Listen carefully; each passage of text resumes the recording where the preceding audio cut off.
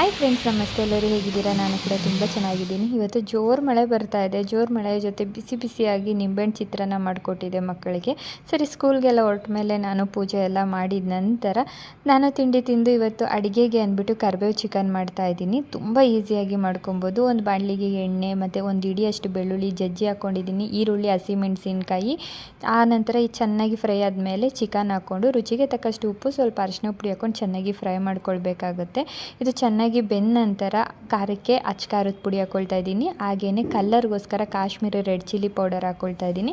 ಖಾರನ ನೋಡಿಕೊಂಡು ಆ್ಯಡ್ ಮಾಡ್ಕೊಳ್ಬೋದಾಗುತ್ತೆ. ಒಂದು 2-3 ಇಡಿ ಕರಿಬೇವು ಹಾಕ್ಕೊಳ್ತಾ ಇದ್ದೀನಿ. ಹಾಕ್ಕೊಂಡು ಚೆನ್ನಾಗಿ ಒಂದು 5-10 ನಿಮಿಷ ಫ್ರೈ ಮಾಡಿದ ನಂತರ ಲಾಸ್ಟಲ್ಲಿ ಒಂದು 2 ಟೀ ಸ್ಪೂನ್ ವೆನಿಗರ್ ಅಥವಾ ನಿಂಬೆಹಣ್ಣು ರಸ ಹಾಕ್ಕೊಂಡ್ರೆ ರುಚಿಯಾದ ಕರಿಬೇವು ಚಿಕನ್ ರೆಡಿ ಆಗುತ್ತೆ. ಇದ್ರ ವಿಡಿಯೋ ಆಲ್ರೆಡಿ ಯೂಟ್ಯೂಬಲ್ಲಿ ಅಪ್ಲೋಡ್ ಮಾಡಿದ್ದೀನಿ, ನೀವು ಹೋಗ್ಬಿಟ್ಟು ಚೆಕ್ಔಟ್ ಮಾಡ್ಕೊಬೋದು. ಹಾಗೆ ನಾನು ವಿಡಿಯೋ ನೋಡ್ತಾ ಇರೋರು ಲೈಕ್ ಕೊಡೋದು ಮಾತ್ರ ಮರಿಬೇಡಿ. Thank you.